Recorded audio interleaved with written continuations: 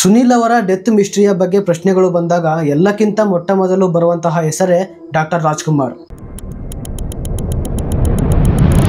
ಇಂದಿಗೂ ಸಹ ಜನರು ಶಂಕರ್ ನಾಗ್ ಹಾಗೂ ಸುನಿಲ್ ಅವರ ಸಾವಿಗೆ ಡಾಕ್ಟರ್ ರಾಜ್ಕುಮಾರ್ ಅವರೇ ಕಾರಣ ಅಂತ ಹೇಳ್ತಾರೆ. ರಾಜ್ಕುಮಾರ್ ಅವರು ಸತ್ತು 20 ವರ್ಷ ಆಯ್ತು. ಇಂದಿಗೂ ಸಹ ಸುನಿಲ್ ಅವರ ಸಾವಿನ ರಹಸ್ಯ ಹೊರಗಡೆ ಬಂದಿಲ್ಲ. ಇಂದಿಗೂ ಸಹ ಜನರು ಮಾತಾಡ್ತಾರೆ, ಸುನಿಲ್ ಅವರ ಬೆಳವಣಿಗೆಯನ್ನ ಡಾಕ್ಟರ್ ರಾಜ್ಕುಮಾರ್ ಅವರಿಗೆ ಸಹಿಸಿಕೊಳ್ಳೋಕೆ ಆಗ್ಲಿಲ್ಲ, ಆದ್ದರಿಂದ ರಾಜ್ಕುಮಾರ್ ಅವರು ಆಕ್ಸಿಡೆಂಟ್ ಮಾಡಿಸಿ ಕೊಲ್ಸಿದ್ರು ಅಂತ. ಇನ್ನೂ ಕೆಲವೊಂದಷ್ಟು ಜನ ಮಾತಾಡ್ತಾರೆ, ಆಗಿನ ಕಾಲದಲ್ಲಿ ಶಿವರಾಜ್ ಕುಮಾರ್ ಅವರಿಗೆ ಸುನಿಲ್ ಅವರು ದ ಬಿಗ್ಗೆಸ್ಟ್ ಕಾಂಪಿಟೇಟರ್ ಆಗಿದ್ರು ಅಂತ. ಅದಕ್ಕೆ ರಾಜ್ಕುಮಾರ್ ಅವರು ತನ್ನ ಮಗ ಬೆಳಿಬೇಕು ಅಂತ ಅವರ ಬಿಗ್ಗೆಸ್ಟ್ ಕಾಂಪಿಟೇಟರ್ನೇ ಮುಗಿಸಿಬಿಟ್ರು ಅಂತ. ಈ ರೀತಿ ಜನರು ತಮ್ಮ ಥಿಂಕಿಂಗ್ ಎಲ್ಲಿವರೆಗೂ ಹೋಗುತ್ತೋ ಅಲ್ಲಿವರೆಗೂ ಸಹ ಮಾತಾಡ್ತಾರೆ. ಆದ್ರೆ ನಿಜವಾಗ್ಲೂ ಸುನಿಲ್ ಅವರ ಜೊತೆ ನಡೆದಿದ್ದೇನು? ಅದು ಒಂದು ನಾರ್ಮಲ್ ಆಕ್ಸಿಡೆಂಟ್ ಆಗಿತ್ತಾ ಅಥವಾ ಕೊಲೆ ಮಾಡಿಸಲಾಗಿತ್ತಾ? ಬನ್ನಿ ಇದನ್ನ ಸಂಪೂರ್ಣವಾಗಿ ತಿಳಿಸಿಕೊಡ್ತೀನಿ. ಈ ವಿಡಿಯೋನ ಪೂರ್ಣವಾಗಿ ನೋಡಿ. ಸುನಿಲ್ ಅವರು 1964ರಲ್ಲಿ ಉಡುಪಿ ಜಿಲ್ಲೆಯ ಎಡ್ತಡಿ ಎಂಬಂತಹ ಗ್ರಾಮದಲ್ಲಿ ಜನಿಸ್ತಾರೆ. ಸುನಿಲ್ ಅವರು ತಮ್ಮ ಬಾಲ್ಯನ ತನ್ನ ಹುಟ್ಟೂರಿನಲ್ಲೇ ಕಳೀತಾರೆ. ಅವರಿಗೆ ಯಕ್ಷಗಾನ ಮಾಡೋದು ಅಂದ್ರೆ ತುಂಬಾನೇ ಇಷ್ಟಪಟ್ಟು ಯಕ್ಷಗಾನನ ಅವರು ಮಾಡ್ತಾ ಇರ್ತಾರೆ. ಇದು ಇವರ ಯಕ್ಷಗಾನದ ಡ್ರೆಸ್ ನಲ್ಲಿ ತೆಗೆದಂತಹ ಫೋಟೋ. ಮುಂದೆ ಇವರು ಇಂಜಿನಿಯರಿಂಗ್ ಮಾಡೋದಕ್ಕೋಸ್ಕರ ಬೆಂಗಳೂರಿಗೆ ಬರ್ತಾರೆ. ಬೆಂಗಳೂರಿನ RV college of engineering college ನಲ್ಲಿ ಇವರು ತಮ್ಮ ಸ್ಟಡಿಯನ್ನ ಮುಂದುವರಿಸ್ತಾರೆ. ಸುನಿಲ್ ಅವರು ತಮ್ಮ ಕಾಲೇಜ್ ನಲ್ಲಿ ಪಾತ್ರ ಮಾಡಿದಂತಹ ಒಂದು ಫೋಟೋ ಸುಧಾ ಪತ್ರಿಕೆಯಲ್ಲಿ ಪ್ರಕಟವಾಗುತ್ತೆ. ಈ ಫೋಟೋನ ನೋಡಿದಂತಹ ನಿರ್ದೇಶಕರು, ಇಷ್ಟು ಚೆನ್ನಾಗಿರುವಂತಹ ಹುಡುಗನಿಗೆ ಯಾಕೆ ಒಂದು ಅವಕಾಶವನ್ನ ಕೊಡಬಾರ್ದು ಅಂತ ಬಿಸಿ ರಕ್ತ ಎಂಬಂತಹ ಮೂವಿನಲ್ಲಿ ಆಕ್ಟ್ ಮಾಡೋದಕ್ಕೆ ಚಾನ್ಸ್ ಕೊಡ್ತಾರೆ. ಅವರ ಅಭಿನಯವನ್ನ ನೋಡಿದಂತಹ ದ್ವಾರಕೀಶ್ ಅವರು ಅವರ ಶ್ರುತಿ ಮೂವಿಗೆ ಡೈರೆಕ್ಟ್ ಆಗಿ ಹೀರೋ ರೋಲ್ ನ ಕೊಡ್ತಾರೆ. ಈ ಮೂವಿ ತುಂಬಾ ದೊಡ್ಡ ಮಟ್ಟದಲ್ಲಿ ಸಕ್ಸಸ್ ನ ಪಡೆಯುತ್ತೆ. ಇವರ ಅಂದವನ್ನ ನೋಡಿ ಎಲ್ಲರೂ ಸಹ ಇವರನ್ನ ಚಾಕ್ಲೇಟ್ ಬಾಯ್ ಅಂತ ಕರಿತಾ ಇದ್ರು. ಇಲ್ಲಿಂದ ಸುನಿಲ್ ಅವರ ಸಿನಿಮಾ ಪ್ರಯಾಣ ತುಂಬಾನೇ ವೇಗವಾಗಿ ಬೆಳೀತಾ ಹೋಯ್ತು. ಕೇವಲ 5 ವರ್ಷದಲ್ಲಿ ಸುಮಾರು 30 ಮೂವಿಗಳನ್ನ ತೆಗಿತಾರೆ. ಒಂದೊಂದು ತಿಂಗಳು ಸಹ ಒಂದೊಂದು ಮೂವಿಗಳನ್ನ ರಿಲೀಸ್ ಮಾಡ್ತಾ ಇರ್ತಾರೆ. ಅದರಲ್ಲಿ ಶ್ರುತಿ, ಮನಮೆಚ್ಚಿದ ಹುಡುಗಿ, ಮಾಲಾಶ್ರೀ ಅವರ ಜೊತೆ ಬೆಳ್ಳಿ ಕಾಲುಂಗುರ, ಇದೇ ರೀತಿ ತುಂಬಾ ಮೂವಿಗಳು ಇಟ್ಕೊಡ್ತವೆ. ಆಗಿನ ಕಾಲದಲ್ಲಿ ಸುನಿಲ್ ಮತ್ತು ಮಾಲಾಶ್ರೀ ಅವರ ಜೋಡಿಯ ಮೂವಿಗಳು ತುಂಬಾನೇ ಫೇಮಸ್. ಅದು ಅಷ್ಟೇ ಅಲ್ಲದೆ ಕೆಲವೊಂದು ಸೋರ್ಸಸ್ ಹೇಳ್ತವೆ ಇವರಿಬ್ರು ಸಹ ಮದುವೆ ಆಗಬೇಕು ಅಂತ ಅಂದ್ಕೊಂಡಿದ್ರು ಅಂತ. ಇವರು ಕೇವಲ ಕನ್ನಡದಲ್ಲಿ ಅಷ್ಟೇ ಅಲ್ಲದೆ ಆಗಿನ ಕಾಲದಲ್ಲೇ ಇವರು ಮಾಡಿದಂತಹ ಶಾಂಭವಿ ಮೂವಿ ತಮಿಳಿಗೆ ಡಬ್ ಸಹ ಆಗಿರುತ್ತೆ. ಸೊ ಇದೆಲ್ಲ ನಡೀತಾ ಇರುತ್ತೆ ಈ ಸಮಯದವರೆಗೂ. ಸುನಿಲ್ ಅವರು ತುಂಬಾನೇ ಫೇಮಸ್ ಆಗ್ತಾರೆ. ಅವರಿಗೆ ಸಾಕಷ್ಟು ಫ್ಯಾನ್ ಫಾಲೋಯಿಂಗ್ ಸಹ ಇರುತ್ತೆ. ಸುನಿಲ್ ಅವರು ಅತಿ ಕಡಿಮೆ ಸಮಯದಲ್ಲೇ ತಮ್ಮ ಬುದ್ಧಿವಂತಿಕೆ ಮತ್ತು ತಮ್ಮ ಶ್ರಮದಿಂದ ಅತಿ ಹೆಚ್ಚು ಪಾಪ್ಯುಲಾರಿಟಿ ಪಡೆದಂತಹ ವ್ಯಕ್ತಿ. ಕೇವಲ 5 ವರ್ಷದ ಅವಧಿಯಲ್ಲೇ ಸುಮಾರು 30 ಮೂವಿಗಳಲ್ಲಿ ಆಕ್ಟ್ ಮಾಡ್ತಾರೆ. 24 ಜುಲೈ 1994 ಹೈದರಾಬಾದಿಗೆ ಸುನಿಲ್ ಅವರು ಮತ್ತು ಮಾಲಾಶ್ರೀ ಅವರು ಒಂದು ಶೋಗೆ ಅಂತ ಹೋಗಿರ್ತಾರೆ. ಆ ಶೋ ಮುಗಿಯೋ ಅಷ್ಟರಲ್ಲಿ ರಾತ್ರಿ 11 ಗಂಟೆ ಆಗಿರುತ್ತೆ.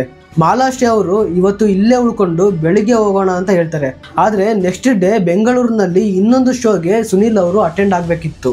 ಅದಕ್ಕೋಸ್ಕರ ಬೇಡ ಈಗಲೇ ಹೋಗೋಣ ಅಂತ ಹೇಳ್ತಾರೆ. ರಾತ್ರಿ 11:30ಕ್ಕೆ ಅವರು ಕಾರ್ನಲ್ಲಿ ಹೊರಡ್ತಾರೆ.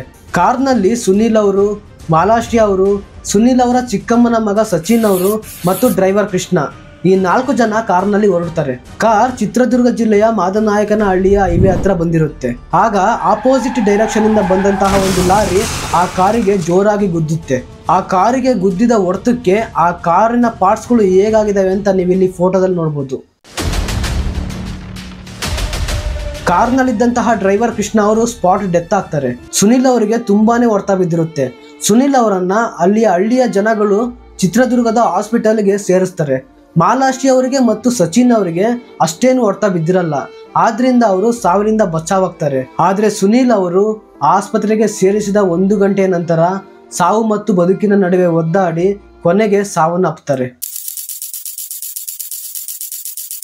ಅವರ ಶವವನ್ನ ಅವರ ಹುಟ್ಟೂರಾದಂತಹ ಎಳ್ತಡಿಯಲ್ಲಿ ಅಂತಿಮ ಸಂಸ್ಕಾರವನ್ನ ಮಾಡ್ತಾರೆ.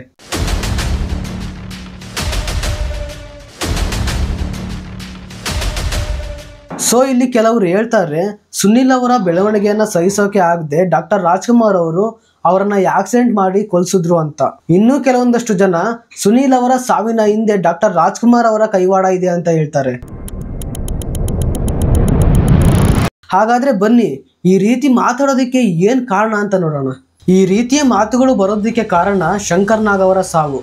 ಶಂಕರ್ ನಾಗ್ ಅವರ ಸಾವಿಗೂ ಇದಕ್ಕೂ ಏನು ಸಂಬಂಧ ಅಂತ ಕೇಳಿದ್ರೆ, ಶಂಕರ್ ನಾಗ್ ಅವರಿಗೆ ಆಕ್ಸಿಡೆಂಟ್ ಆಗಿದ್ದು ದಾವಣಗೆರೆ ಜಿಲ್ಲೆಯ ಆನಗೋಡು ಹೈವೇನಲ್ಲಿ. ಸುನಿಲ್ ಅವರಿಗೆ ಆಕ್ಸಿಡೆಂಟ್ ಆಗಿದ್ದು ಆ ಸ್ಥಳದಿಂದ 40 ಕಿಲೋಮೀಟರ್ ಅಂತರದ ಮಾದನಾಯಕನಹಳ್ಳಿಯ ಹೈವೇ ಹತ್ರ. ಅಂದರೆ ಇಬ್ಬರೂ ಸಹ ಒಂದೇ ಹೈವೇನಲ್ಲಿ ಮತ್ತು ಇಬ್ಬರ ಆಕ್ಸಿಡೆಂಟ್ನಲ್ಲೂ ಸಹ ಲಾರಿ ಬಂದು ಗುದ್ದಿರೋದು ಕಾಮನ್ ಆಗಿದೆ. ಆಕ್ಸಿಡೆಂಟ್ಗಳು ಆದ ನಂತರವೂ ಸಹ ಆ ಕೇಸ್ಗೆ ಸಂಬಂಧಪಟ್ಟಂತೆ ಲಾರಿಗಳಾಗಲಿ ಲಾರಿ ಡ್ರೈವರ್ ಆಗಲಿ ಸಿಕ್ಕಿಲ್ಲ. ಯಾಕಂದ್ರೆ ಪೊಲೀಸರು ಇದರ ಇನ್ವೆಸ್ಟಿಗೇಷನ್ ಮಾಡೇ ಇಲ್ಲ. ರಾಜ್ಕುಮಾರ್ ಅವರು ಈ ಕೊಲೆ ಮಾಡಿಸಿಲ್ಲ ಅನ್ನೋದಕ್ಕೆ ಒಂದು ದೊಡ್ಡ ರೀಸನ್ ಏನು ಅಂದ್ರೆ, ಸುನಿಲ್ ಅವರು ಸಾಯುವ ತಿಂಗಳು ಅಂದ್ರೆ ಜುಲೈ ತಿಂಗಳ ಪೂರ್ತಿ ಡಾಕ್ಟರ್ ರಾಜ್ಕುಮಾರ್ ಅವರು ಬೆಂಗಳೂರಿನ ಆಸ್ಮ್ಯಾಟ್ ಹಾಸ್ಪಿಟಲ್ಗೆ ಹೋಗಬೇಕಾಗಿತ್ತು. ಯಾಕಂದ್ರೆ ಆ ಹಾಸ್ಪಿಟಲ್ನಲ್ಲಿ ಫಿಸಿಯೋಥೆರಪಿ ಸೆಷನ್ಸ್ ನಡೀತಾ ಇದ್ವು.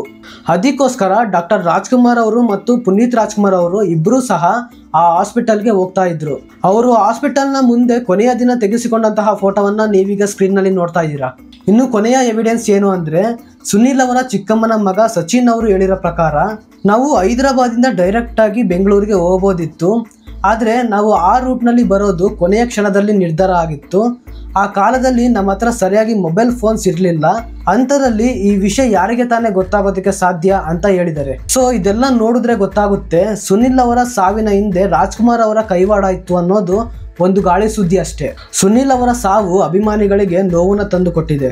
ಆದರೆ ಅದರ ನಂತರ ನಡೆದಂತಹ ಘಟನೆಗಳನ್ನು ನೋಡಿದ್ರೆ ಆ ಆಕ್ಸಿಡೆಂಟ್ನಲ್ಲಿ ಡಾಕ್ಟರ್ ರಾಜ್ಕುಮಾರ್ ಅವರ ಕೈವಾಡ ಇತ್ತು ಅನ್ನೋದು ಎಲ್ಲೂ ಸಹ ನಮಗೆ ತಿಳಿಯೋದಿಲ್ಲ. ಇದು ಒಂದು ಸುಳ್ಳು ಸುದ್ದಿ ಅಷ್ಟೇ. ಸೊ ಇದೇ ಇವತ್ತಿನ ವಿಡಿಯೋ ಆಗಿತ್ತು. ವಿಡಿಯೋ ಇಷ್ಟ ಆದರೆ ಲೈಕ್ ಮಾಡಿ, ಹಾಗೆ ಸಬ್ಸ್ಕ್ರೈಬ್ ಮಾಡಿ. ನಾನು ನಿಮಗೆ ಮತ್ತೆ ನೆಕ್ಸ್ಟ್ ವಿಡಿಯೋದಲ್ಲಿ ಸಿಗ್ತೀನಿ. ನಾನು ನಿಮ್ಮ ಚಂದನ್, ಸೈನ್ ಆಫ್.